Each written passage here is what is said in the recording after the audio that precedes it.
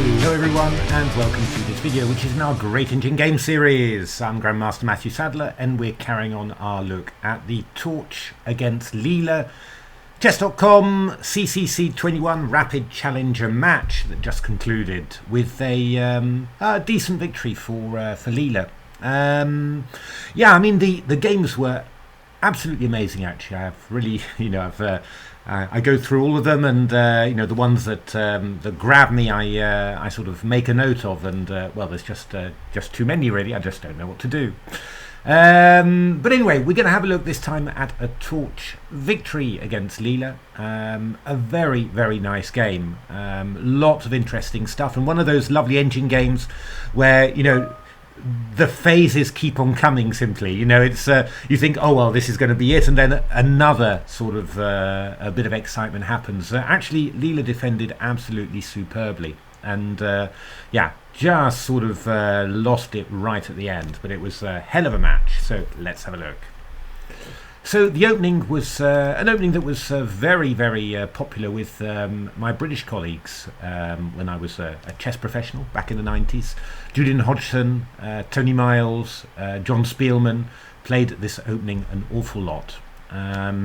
So e4, knight f6, h3, bishop h5, knight c3.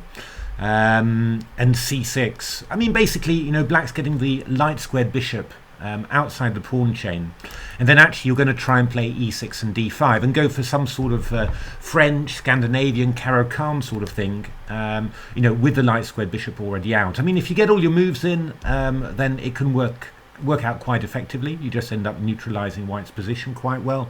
The big problem is that, yeah, I mean, it's a bit slow, first of all, as we'll see from this opening, and also white's got the opportunity to gain a lot of space, and I mean that's what engines are really, really good at nowadays. Just gaining space, squashing you. You play all these unusual cramped openings to try and confuse them, and then the engines just gain space and squash you. And well, bishop d3, e6, and I think this is still the book. D5, just stopping black from playing d5, so stopping black from establishing that that desired pawn structure, and after takes e5. I think this was where the book ended. Well, yeah, I mean, black's got some sort of Najdorf pawn structure, as black, so that's not too bad. But yeah, this bishop on here is not really well placed in this sort of structure. It'd be much better on c8, just waiting for a good spot, and well, hopefully assisting some black queenside counterplay there. So torch to play, and well, all the engines play the same way, which they just gain space on the king's side. So g4, bishop g6, and knight h4. This is a nice move, knight h4. I mean, something like e4 was vaguely threatened, just eventually just winning a piece by forking two pieces. So you sidestep any possibility of that.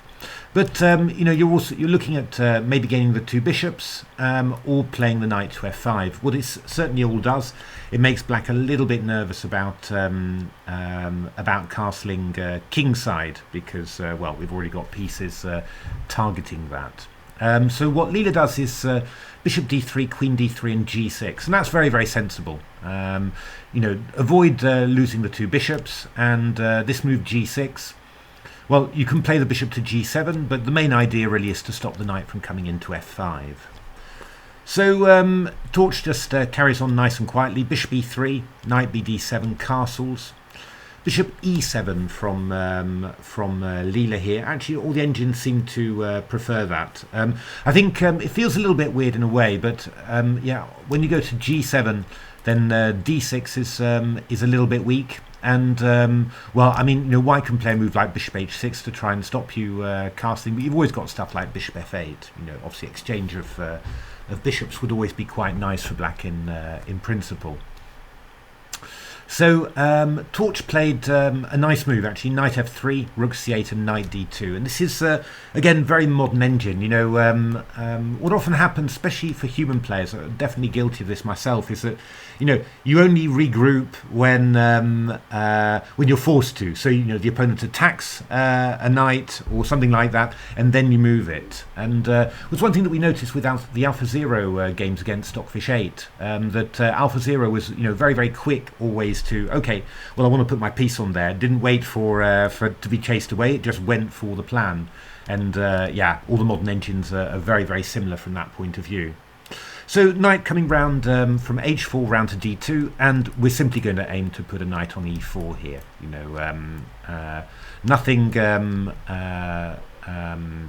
complicated about that. Normal, simple plan. Just going to put a knight on e4. A couple of possibilities here. Leela went very quickly with knight c5. Principle, I wasn't so keen on Leela's play, but to be honest, it didn't work out too badly. So I should probably be a little bit more cautious. I mean, my other engines, so Dragon and Stockfish, were looking more at delaying it a little bit. So a6, castles, queen a5. So not giving white the opportunity to go for a knight versus bishop position. Very nice knight on e4 against slightly restricted bishop on e7, and just going for a bit of counterplay like that. And it didn't work out too badly for Stockfish. I think this was what it was playing, wasn't it? b5 in this position, h4, b4, takes, knight d7, keeping the knights on. We get possibilities of playing f5 and queen c7 and some sort of counterplay. Wasn't incredible. This was a very, very sharp position that Stockfish eventually managed to hold with the aid of an exchange of queens. But I don't know.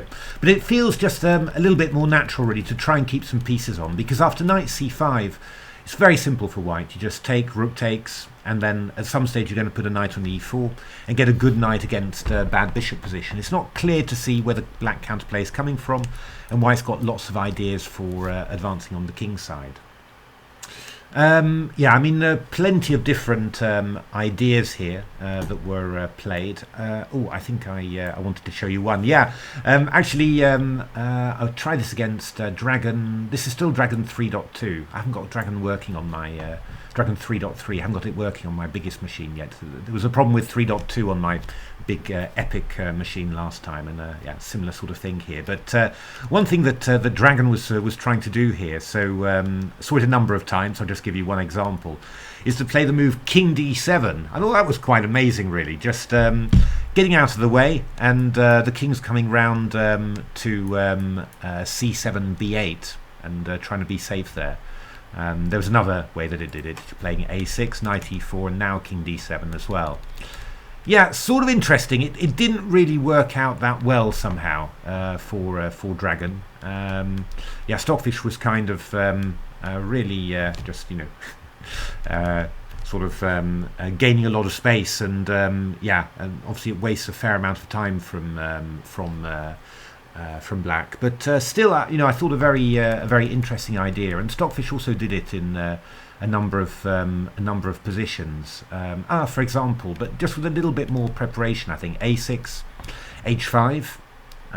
Stockfish just trying there to keep the white pieces at bay, just by not giving it everything, not allowing white to move the h pawn all the way through.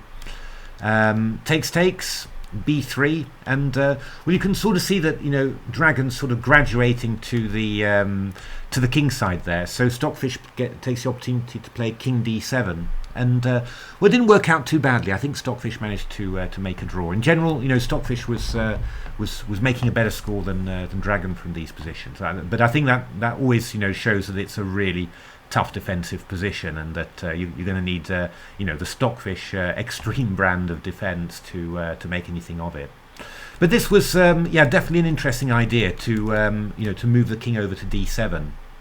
Leela didn't do that, so king b1 was played by Torch, rook c8, and then interesting idea. I mean, actually, it's kind of you've got to sort of decide here. There were a couple of different possibilities.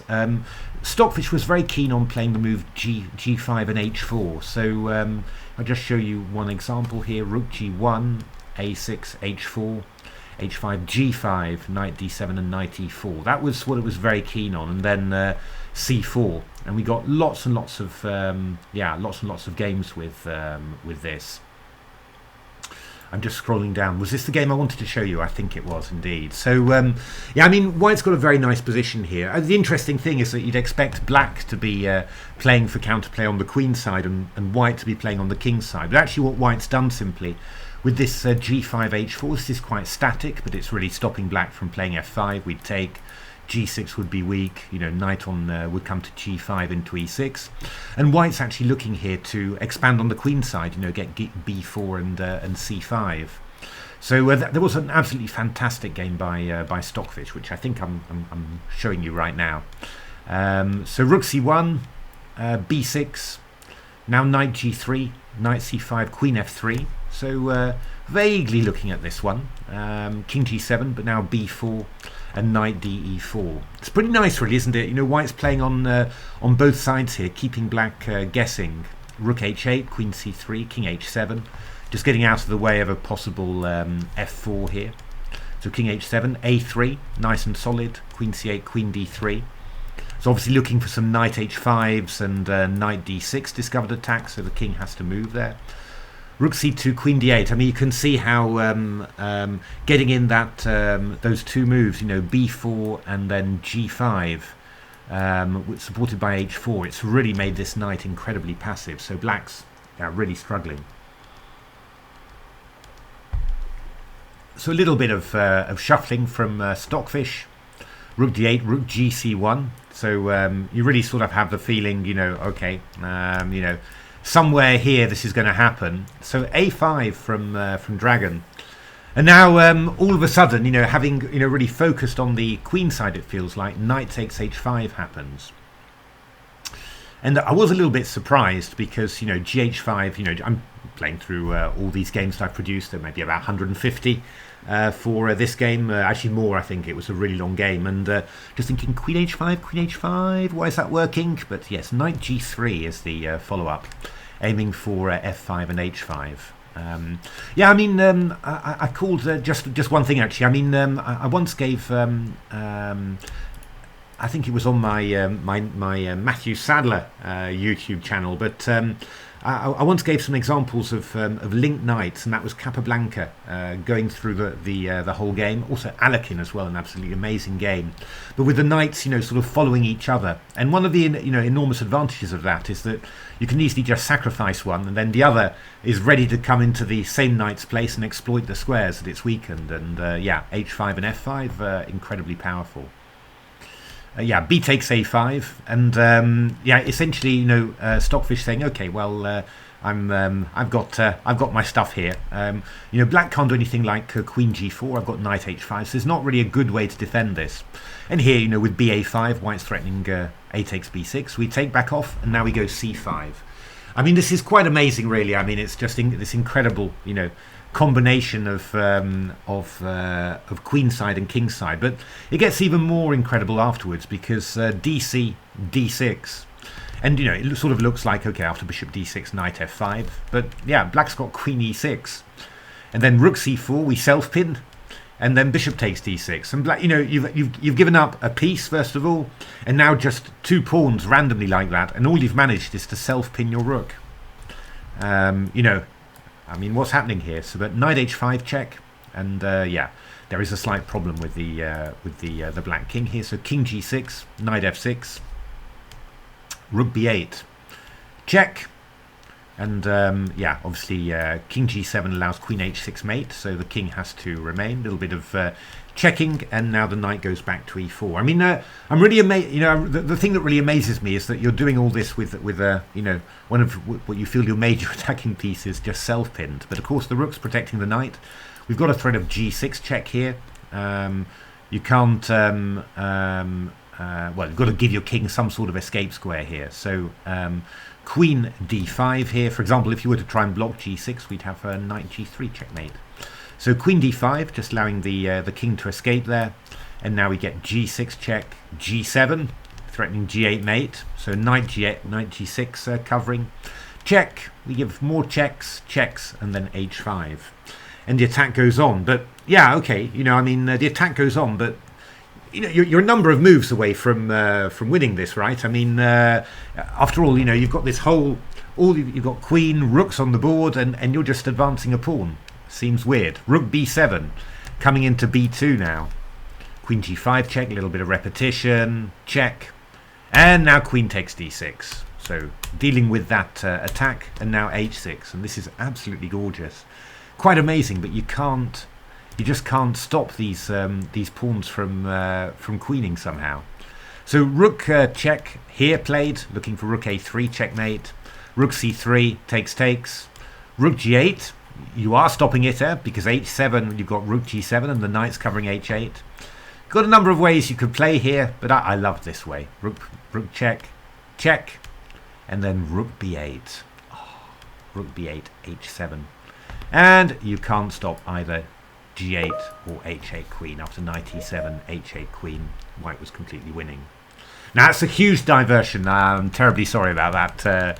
This was a Stockfish Dragon game that I played, you know, from the 17th move position. But I just had to share that with you. I just looked at that game and thought, wow, what a game. There were more as well that were really nice as well, but this was the absolute jewel. So that's interesting. That was anyway Stockfish, you know, always looking for g5 and h4. Torch went for something completely different. Played very solid move f3. I wasn't sure why that was really necessary, but it's a good general move. I mean, also, you know, it supports e4 and also giving white the opportunity to play h4, h5. I think that was probably the one. Rather than playing rook g1, you just want to keep the rook on h1 and play f3. a6, Leela still being a little bit coy about castling. Knight c4, takes, and now queen d7. And yeah, Leela vaguely looking for f5 here, chasing the knight away. And well, again, the engine's dragon here as well, for example, quite happy to go g5 just to cramp down on it. But Torch doesn't want to do that, so Torch plays h4. The idea is if f5, we will have something to do with knight g5 at some stage. So h5 played. And now another interesting moment here, because actually the only engine that plays Torch's move is Dragon, which doesn't surprise me because the next move that Torch played is for me a very Dragon move, you know, just not really closing stuff up, but trying to keep it open and actually trying to blast it open further. Stockfish can also do that as well, but Stockfish has become very mature in its old fishy age. And Stockfish is looking for g5 simply, you know, again clamping down and then looking for the slow increase of space on the queen side, like this. That's not quite the same. This was move 46 from Stockfish, but you can see, you know, all about restriction really, and also expansion on the queen side in the end. What Torch did, played the this was the first move that really caught my attention in the game. Played the gorgeous move f4 here, just breaking open the centre. I mean, you've got h takes g4, e takes f4. It's all happening there. But yeah, I mean, there's it's a very, very dynamic move. Not Stockfish's favourite. Stockfish thinks that you can probably neutralise it. But I have to say, if an engine suggested that move to me, I'd be very happy with that engine, I have to say. So, well, we're threatening to break open the centre, and I vaguely wondered whether you could go f5, takes. I mean, you're looking vaguely to be able to try and close the centre, but actually there's this move knight d6, which is quite lovely. Takes and fe. If you go bishop e5, I'll just win the piece back, and obviously bishop c5, d6, very, very powerful indeed. If you castle, I'll just go queen d5 check and then e6. So yeah. Not a good resource, not a good attempt from me there. So e takes f4 played, and then rook d1, and it's really nice this because rook d1, you're threatening knight f6, so you sort of force, you know, the black king to escape towards the king side castles, and now g takes h5, so keeping that tension, not playing g5, keeping that tension on the king side, you can sort of blast it open. Queen f5 and then queen f3 here. So black's got a difficult little task here. What the engines really wanted was, with black, was to play the move King G7 here, and then either after Rook G1 straight away, you go Rook H8, takes, and try and hold it in this way. Doesn't look fantastic, but the engines were sort of managing to hold it. But Leela's move is not so bad either, actually. It's yeah, always amazing. It's you see that your engines are playing King G7, you know, in like 10 or 12 or 14 games. But then you put Leela's move on there, and then they say, "Ah, yeah, that's not so bad either." It's just really funny how you know, different engines, slightly different ideas can just find, you know, completely good moves in such a sharp position, really. So Rook G1 played. There's also Dragon's Choice, Bishop H4, and now B3. And yeah, just chasing that rook away from C4. Yeah, Rook D4, HG, Rook D5 was something that I vaguely suggested. I was thinking maybe you can escape, but it's just a nice move. Just why I want to show it to you. It was the move, Queen H1 there. That was really nice. Sort of shades of AlphaZero there. Bishop E1, then I've got Queen H7 checkmate. This is Dragon against Stockfish, and if Queen H5 we take and go Knight takes D6 check. If takes we go Queen check, and well, everything's just collapsing there. But Leela went into a sharp line, but it's not bad at all. Takes. But now things probably now there was some sort of mistake here, I think, from Leela. What the engines wanted to do was to play the move Bishop G3 here, just block. Takes, Knight G3, Queen G3, and Rook F6. And well, I mean, it's a little bit uncomfortable for black because Rook H1's coming in, and you've got ideas like Queen H4 and all of that. But yeah. You know, sort of King F8, sort of hinting at running away and then covering yourself with checks like this. This was sort of holding on for black somehow, because of course, you know, the white king is quite loose as well. So this was definitely a better chance. I don't think Leela's move is losing or anything, but it's Bishop G3 looks like safer. Bishop H4 was played by Leela. Takes, Knight D6, Queen F6, C5, and well, you can tell that this is you know, pretty sharp, really. I mean, you know, this knight is ready to take on B7. We've got these two pawns. Okay, the king is exposed, but not easy for black just by itself to make that pressure. And of course, you know, the black king's a little bit weak as well. I wasn't really that keen on G5 either, although all the engines wanted. It's just, you know, the bishop on H4 feels like it's kind of out of the game here, whereas, you know, white's, yeah, somehow white's pieces feel better here somehow. But yeah, you know, it's not easy at all. And of course, if you can get the these G pawns rolling somehow, then yeah, it could go very quickly. I mean, Torch played a very sensible move here, C3. Just blocking the diagonal, and you know, ready to play King C2 here, King G7, and must be said, you know, a lot of my engine games here were all ending in draws for quite a substantial period. So it looks like you know, the balance is really is sort of in the game. You know, white's obviously pushing considerably better, but it's not actually lost here. So Knight B7 played. And then this was quite interesting somehow, because Leela played Rook B8, and after C6 played Rook E8. So you're sort of thinking, well, you know, why would I force this pawn to move forwards? Why wouldn't I just play Rook E8 immediately? But yeah, Knight D6 is rather awkward because the slight problem with it is if you go Rook E3, I've got the move Queen E3 and then Knight E8 check.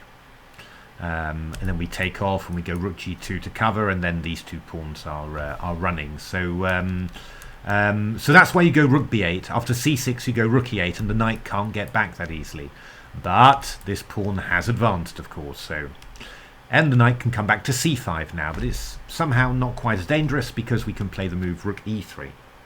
Well, it's all happening, isn't it? I mean, white's really advanced those pawns, but now black's counter-attacking. Rook's coming to e3. The queen, never a good blockader, is going to be chased away, so this pawn's going to be running. And we've also got some threats against the king. You know, to be honest, if you showed me this position, I'm, you know, and said evaluated, I'd probably guess that black's much better here. But well, we know better. Queen d1 here. And now f3 was played. Queen takes c3. You can actually just go knight e6 and queen d4 check.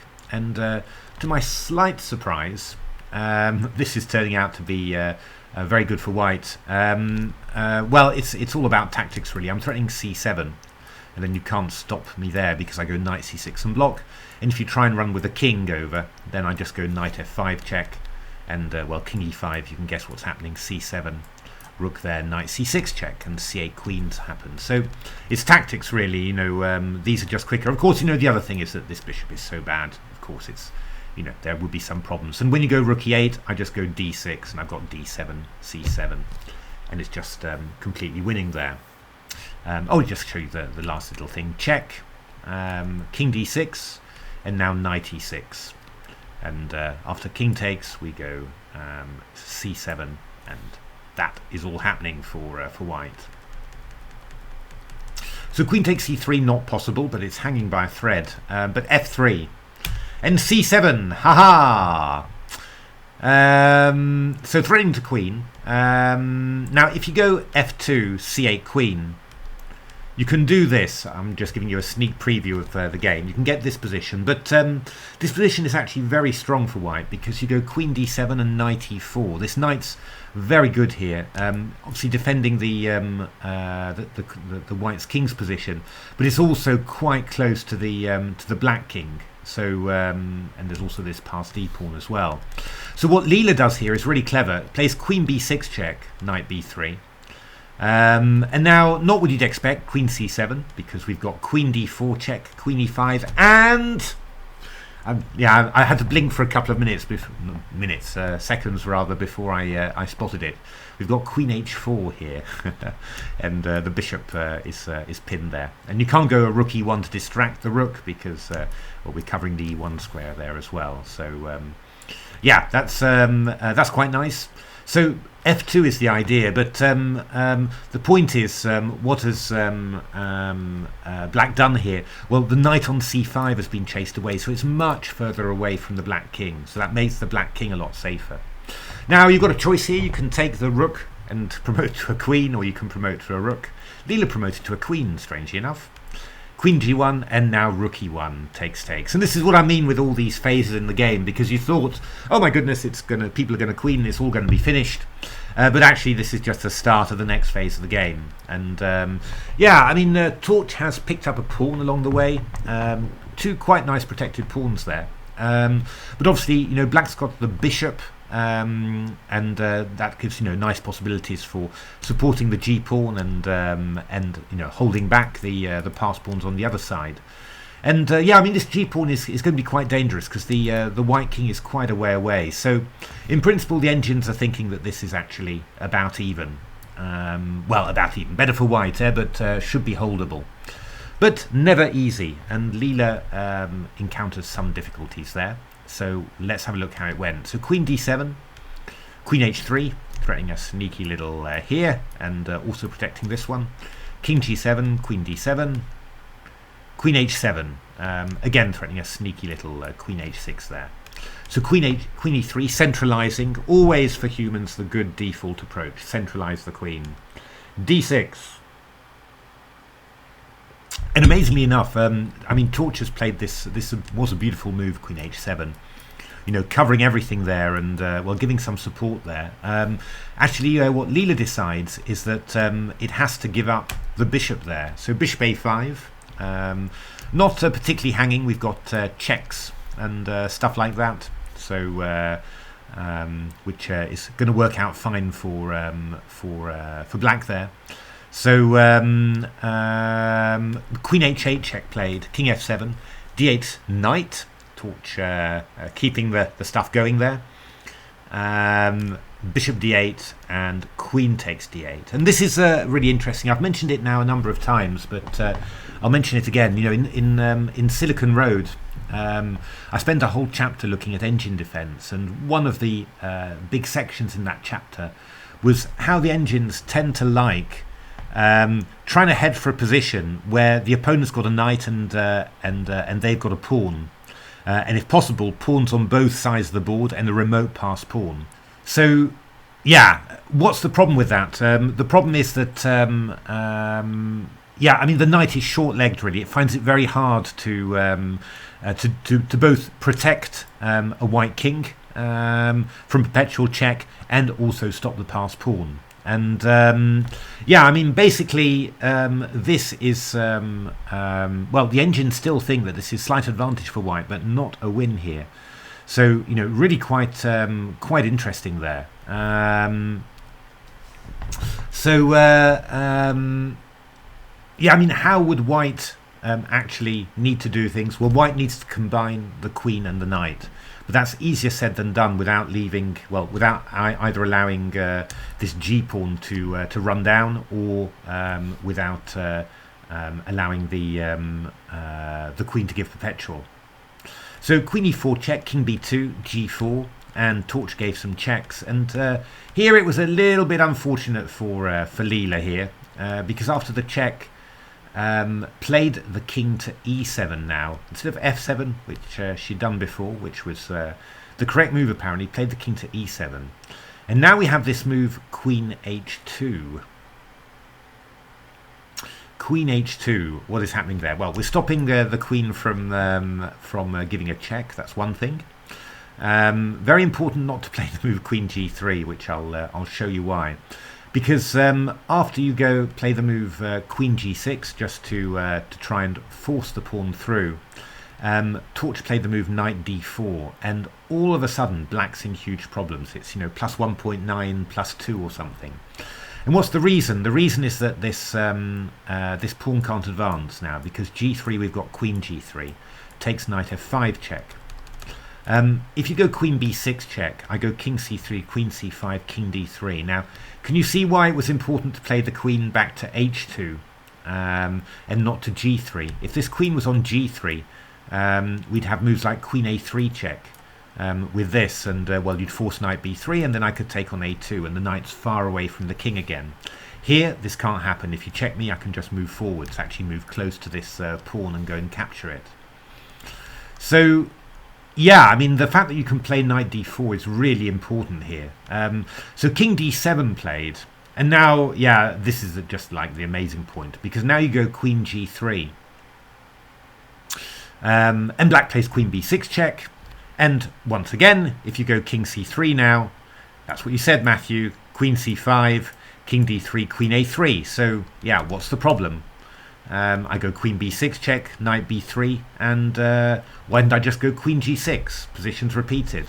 Yeah, well, now actually you'd play the knight to c5 check, and the point is that it's quite subtle, but with some little checking, you can get the knight round to e4, and e4 is the absolute ideal square for the knight. I mean, these guys are centralized, so they're really going to be able to stop a lot of checks, so the king's going to be safe. And this this g-pawn is prevented from advancing because the queen and the knight combine. And by the same token, the queen and the knight can combine against the black king as well. So yeah, somehow this move king e7, this actually loses the position. King f7, the engines are saying absolutely fine, no problem. You know, I mean, for example, if you did I have a look at that? Yeah, I mean, you could play moves like queen a7, for example, king e8, and then queen takes a6. But then we get check and g3, and the pawn's too fast. The knight's too far away. The queen's able to check. This pawn's running, you know, is a real runner somehow.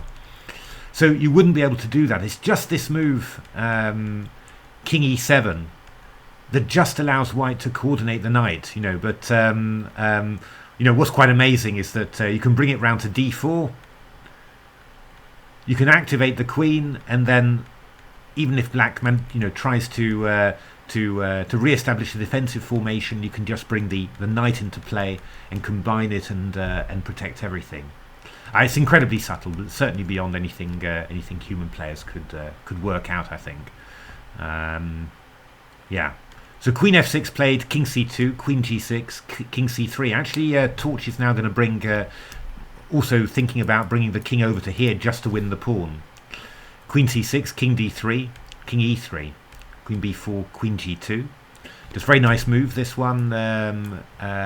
Protecting the pawn, getting out of any checks like this, and also giving the queen some opportunities to invade there. And King f4 there, the king's just running after the pawn here. Queen g3, King e4, discovered check, and Queen d6. And, well, somehow Leela's king has ended up moving over to the queen side, and that makes it very easy to combine it with a knight on b3. So now we've got some very large threats here. So if you take on a2, for example, I just go check, King a7, and mate there. So Queen g2 played, Queen f5, Queen f3, King g5, hiding behind the pawn, g3, and now knight a5 and knight c6. This is getting very, very serious indeed for Leela here. So Queen e3 check, King g4, Queen e2, and King g3 played. And then, well, you can imagine after that it's just a question of hiding the white king, and Torch was going to win that. If you'd played a move maybe like a5, we come around to d5, g2. There's just too many. Oh, just too many checks there. This was the yeah, one of the Stockfish Dragon games, I think, which just ended up just winning again. You know, knight and queen in there, and then just hide the king somewhere, and then afterwards give a check there. So so King e2 played, just get lots of checks, just play through those nice and quickly. Knight e5, Queen a5, Queen c4 check. We've got everything covered. Queen b4, nice little move, just offering the exchange of queens there. Queen c7, Queen e7, repeating it, and Leela, rather than exchange of queens and lose a long ending, prefer to be mated, just like that. There we are. I hope you enjoyed that. Rather long game, but with a rather huge digression. But I hope you enjoyed that very much. I mean, I think, you know, these sort of positions there, this one that Leela lost, I mean, it's traditionally the ones that Leela has difficulties with. Queen endings, queen type end games where, yeah, engines like Stockfish and looks like Torch as well, you know, Dragon as well, can calculate better somehow. And you really need a lot of calculation in queen endings to anticipate all the checks and all the king escapes. So, yeah, maybe not too surprising, especially at this time control, that Leela struggled with that endgame, but played the defence beautifully. But, I mean, it was just an amazing game. I mean, I liked this idea of torches very much, just, you know, blowing open the centre like this. I mean, I thought that was really, really nice there. And, yeah, I mean, this game of Stockfishes was absolutely amazing. You know, I do this... final position in there. Let me just try and find it again, if I can find that diagram. The final one here, you know, where you play this move rook b8, and h7. Yeah, I've never seen this sort of tactic like this. It could be a study or something, I think, really. Just absolutely beautiful. So there we are. Hope you enjoyed it. If you liked it, why not give a like, subscribe to the channel, take a look at my new books. Absolutely great books they are. Silicon Road to Chess Improvement and Reengineering the Chess Classics. Lots of engine stuff just like this. And otherwise, you know, keep tuned for more Torch-Leela games. Got a Leela Stockfish game from Division P playoff to come. And, well, obviously the Sufi is finally going to start today, this afternoon, after some last-minute testing of Leela. So very intrigued to see. Well, I mean, you know, Leela against Stockfish, the CCC at the moment. Stockfish is +7, but, yeah, Leela giving a good account of itself after a slightly ropey-looking start.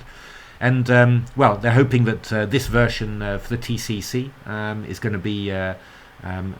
even stronger. So yeah, you know, hopefully we're going to get a nice tight match. Hard to see anything overpowering Stockfish somehow, but yeah, definitely a scare would be nice as well.